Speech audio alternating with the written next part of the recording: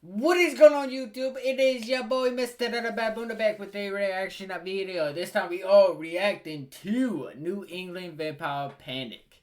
So we're going to react to this, and this is uploaded by Extra History. So I'm excited. I always have fun reacting to Extra History's videos and stuff. They're always so good. So I'm for sure excited. Oh, and if you guys want to check out the video or the channel for yourself, I will have that down below in the description. If you guys want to check that out, you guys can. So, with that being said, let's go ahead and like the video. Let's clean the video. Exeter, Rhode Island, March 16th, 1892. George Exeter, Rhode Island, March 16th, 1892. George Brown is under siege. Nearly a decade ago, his wife and eldest daughter had passed from consumption. Then last year, both remaining children, his son Edwin and daughter Mercy, also fell ill. When it began, it seemed Edwin would go first. But the 19-year-old Mercy rapidly deteriorated and died in January. So much death, said his neighbors. A suspicious amount. They began to badger him, insisting that an evil lived under his family plot. A ghastly corpse spirit that was draining his family, and soon would take others. He knows, they say, what he must do. But George, a man never given to superstition, resists as long as possible. But in a small town, the neighbors must be satisfied. So he gives his grudging permission. His beloved wife and daughters will be turned out of their graves and cut open to see which of them is secretly an undead killer. Let's get into it! Well, I mean, Extra History's video is always good. This episode is brought to you by the Child and Teen Checkups Program of Minnesota. We know there can be a lot of barriers that keep you and your family from getting into a clinic, but they're here to help. Plus, children from birth to age 21 may even qualify for free checkups. Learn more at u21checkups.com. George Brown was not the only man who had to make this decision. In 1990, a group of boys playing in a Connecticut gravel pit unearthed an old cemetery. Not too uncommon in New England, and the archaeological team excavating it found nothing unusual. Until, that is, they came across a red coffin with JB55 studded into the lid. Later analysis identified this as the likely grave of John Barber, a farmer who died in the mid-19th century. But it wasn't Barber's life that interested them. It was that a decade after Barber's death, someone had exhumed his coffin, broken it up, and mangled his body. He'd been decapitated, his ribs cut open, his skull placed face down on his chest, with his femurs crossed below it in the shape of an X. The discovery made international news because John Barber's grave is the only archaeological evidence of a phenomenon that gripped America's East Coast during the 18th and 19th century, the Great New England Vampire Panic. During this period, New England suffered an epidemic of townsfolk exhuming and mutilating the dead because they believed corpses were feeding on the living. Historians and folklorists have documented over 80 examples in letters, diaries, and newspapers, with more being discovered all the time, including some in the Midwest and South. However, this epidemic of imaginary undead was driven by a very real medical epidemic, that of tuberculosis. Beginning in the late 18th century, tuberculosis, or TB, then known as consumption, ravaged the eastern United States. And at certain points in the 19th century, up to a quarter of New England's deaths were related to the disease. Now, back in 2019, thanks to Child and Teen Checkups, we did a whole 2-part series on the development of the tuberculosis vaccines, which you should definitely check out after this episode if you already haven't. But for now, here's what you need to know. Let me know if you guys want me to react to those videos. Let me know. TB is a vicious bacterial infection, one that makes its victims cough blood and seems to consume them, hence the older name, consumption. It also had a course that was difficult to understand in the days before modern medicine. One family member might catch it and have a protracted illness, dying gradually over months or years, though another might seem to be terminal, then suddenly go into remission for a decade, only to take a quick turn for the worse later in life. Or you could die within weeks of presenting symptoms, never knowing that you'd been asymptomatic for years. This dramatic, deadly, and unpredictable nature made consumption fertile soil for superstition and folklore, as people sought some way to feel in control of a malady they couldn't cure, predict, or understand. So at times, they turned toward old beliefs for an answer. But keep in mind, those beliefs probably aren't what you're imagining right now. First off, you should understand that all of the documents we have on the so-called vampire panic come from outsiders. People observing these ritual acts or reporting on them for newspapers. And crucially, it's those people who used the term vampire. There's no evidence that participants ever used that word.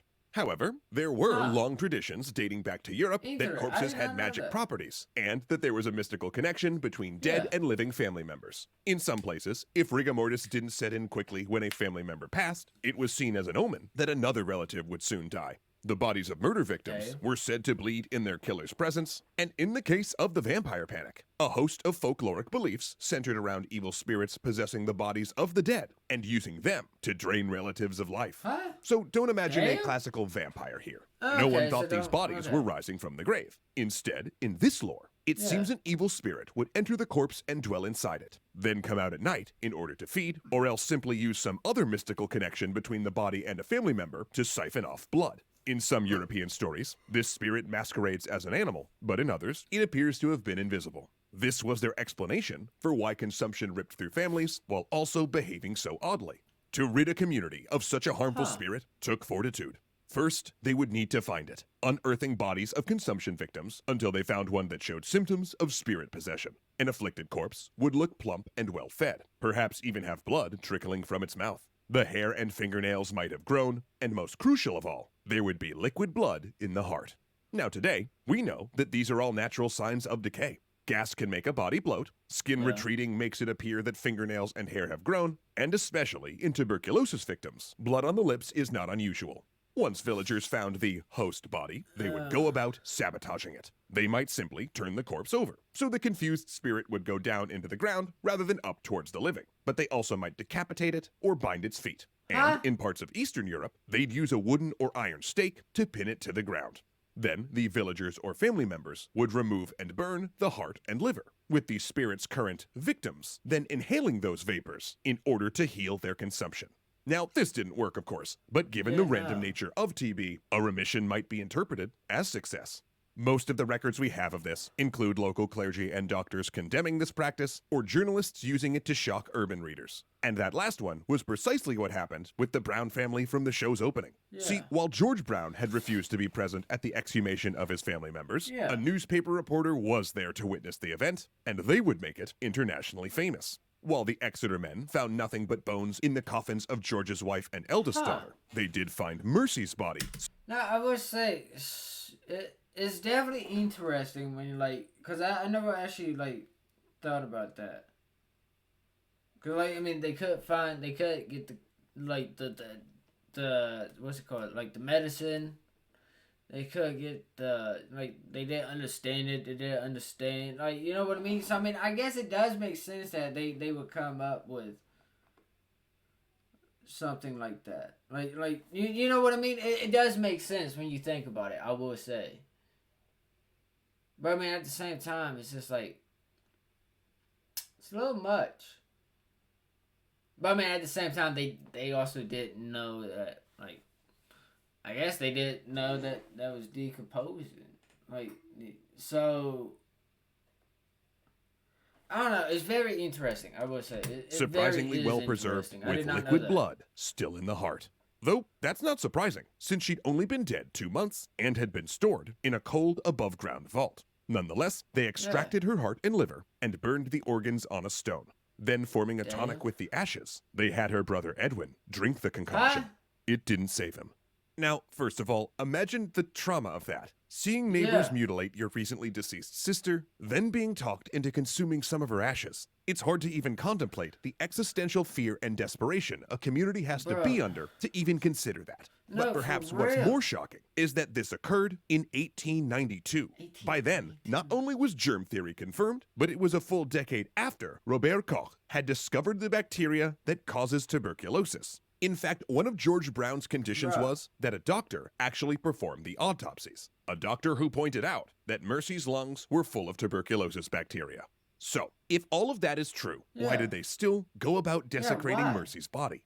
Well, here's the thing. The accepted scientific explanation, it didn't really help these people. While medical knowledge about TB had increased, they weren't seeing the practical effects of that yet, especially in rural New England. These exhumations, awful as they were, did offer a sort of narrative closure for people, a feeling of control when, even at a time, doctors could name and see the TB bacterium, no one could stop it. Which reminds us of two things. First, that medical education and outreach is important, but also that it needs to be practical. In the cities, there were anti-TB public information campaigns urging people to avoid spitting in public or limit overcrowding, things that explained how TB was transmitted and helped people feel some agency in avoiding it while researchers pursued a working vaccine. By contrast, in the rural and economically depressed hamlet of Exeter, these messages weren't as present, so they relied on the old beliefs for comfort.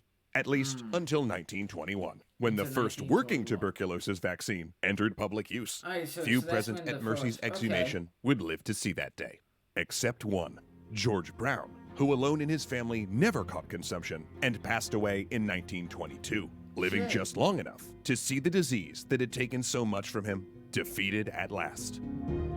Once again, thanks so much to the Child and Teen Checkups Program of Minnesota for sponsoring this episode.